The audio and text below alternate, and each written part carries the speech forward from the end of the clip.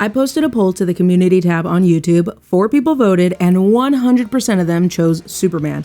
And 100% is 100%. So let's talk about it.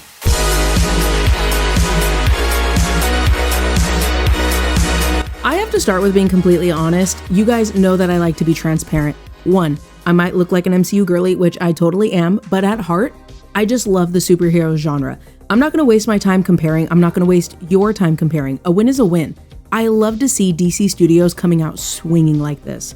And 2, I don't know much about Superman. I've seen the Snyder films and I've seen the Justice League 2001 animated series, and I vaguely remember Superman Returns, which both were a very long time ago. So my knowledge, we're talking bare minimum. But when I tell you that the trailers perfectly captured a sense of hope and awe, like I full on had goosebumps, and I remember sitting in the theater while watching the trailer thinking, this is going to be what fans deserve. So, does James Gunn's Superman live up to all of that? I mean, was I totally right? Even if you're a casual fan like me, this take on Superman hits on something deeper, from hope to being human. So you know we have to talk about it. When Superman is drawn into global conflicts and political controversy, his actions are questioned, giving Lex Luthor the opportunity to paint him as a threat and possibly eliminate him for good. Will intrepid reporter Lois Lane and Superman's four-legged companion Krypto be able to help him before it's too late? Now, I just want to be crystal clear. Please, please, please, please keep this in mind throughout the rest of the episode. I only know this world through the movies I've seen. I'm new here. So, I was very surprised at some of the ideas director and writer James Gunn captured, specifically the immigration story and the invasion of a neighboring country. Now I know you're thinking, Rocket, he's obviously an immigrant. Yes, I know, but I honestly was surprised at how prominent these ideas are, especially given the state of the world right now and the way most of Hollywood tries to avoid these topics in favor of appealing to a certain audience, or a wider audience, right? But I guess this is what happens when the creative vision just lines up from the top down and doesn't get overworked or watered down. Now I'm gonna start rambling. We'll talk about that a little bit more later in the episode, but let's get back to the immigration story because that's what this is, and if you don't agree, you can fight with the wall. Gunn does an incredible job highlighting the fact that Superman is a refugee sent from a dying planet for a better, safer life.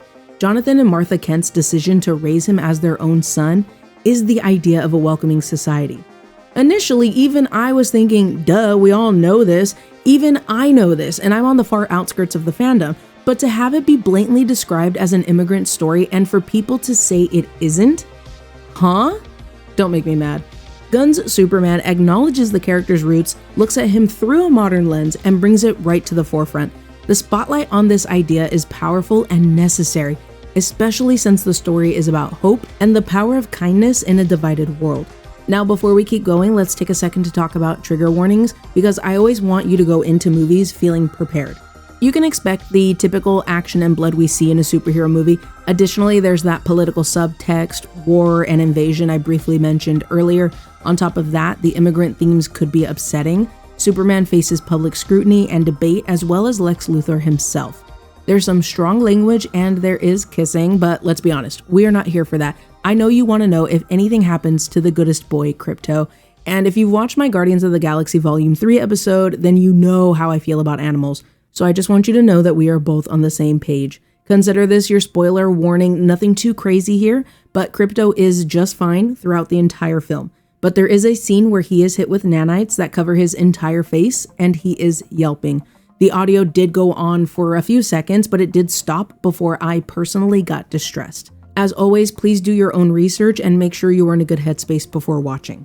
Now that we've covered that bit, we've got to talk about what makes Superman stand out, because there is a lot to love about this movie.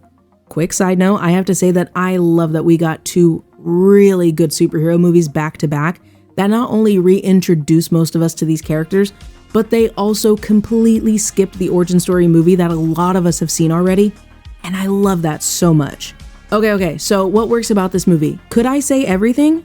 Yes, but like I said, I'm new here, so a lot of it really worked for me. I love the tone, the acting, and the action. The tone especially feels like what I would assume from Superman. There's so much hope and moral clarity, but the story still allows for some low points. And sure, we could go lower eventually, but what I mean is that first impression of Superman and the world Gunn is building, I love it. It's bright, and so much of this movie is comic booky in such a refreshing way, and there's a rewarding balance of humor, action, and heart.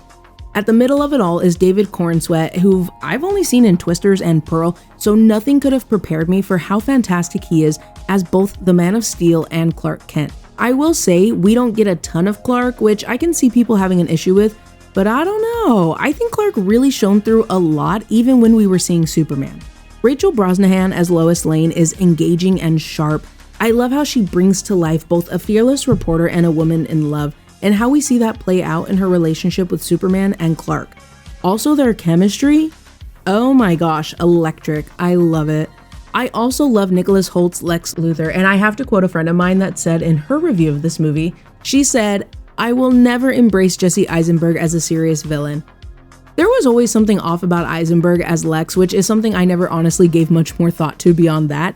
I mean, he's a great actor, but I was never fully convinced. But Nick? I love him as an actor, and his range is crazy. As Lex, he is a menace. There is an intensity that's controlled until he lets the hate and rage boil over. The rest of the cast really shine with the time they have. Pruitt Taylor Vince and Neva Howell as Jonathan and Martha Kent respectively are amazing. There's such a warmth and authenticity, and yeah, maybe I almost cried. But that's not the point. Eddie Gathegi as Mr. Terrific is literally scene stealing in every single scene he is in. I'm gonna need a solo movie or a TV show or something. Drop some comic book recommendations in the comments if you have any, because he is such a standout and we need more.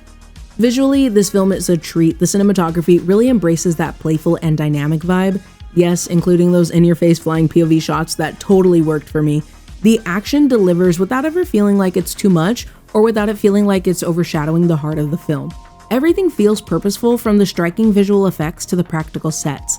Everything comes together to really emphasize the tone of the film. In general, Superman is a heartfelt, thoughtful, and fun reintroduction to these characters. Not only is it a strong start cinematically for DC Studios, but it's a reminder of why people love this character. The movie is bold, big, colorful, and it brings back that sense of hope and wonder. But not everyone feels the same, and that is okay. We're gonna get into some criticisms about the movie, and I'll share my thoughts along the way. Some critics online said they felt that the film was trying to pack too much in, especially for a movie that's supposed to kick off a brand new cinematic universe. They felt that too many characters and story beats were introduced too quickly, pulling focus from the main narrative. The Justice Gang or other superheroes appearing in the film are unnecessary additions. I will talk about all of that, but I want to lump this together with another critique that said the movie was giving cluttered backstory and that relationships were underdeveloped. Okay, so earlier I mentioned how I personally like that this isn't an origin story. I really like that this is the direction that they took, and I'm fully understanding that we're going right into a world that's already established. But are these critiques valid?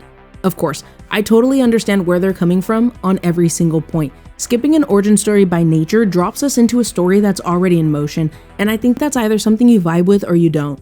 Clearly, I'm all here for it. That's one of the highlights for me, and the same reason I love how the Fantastic Four and Spider-Man were handled in the MCU. People also had pointed out some of the weak visual effects. I will say though that overall the movie looks great.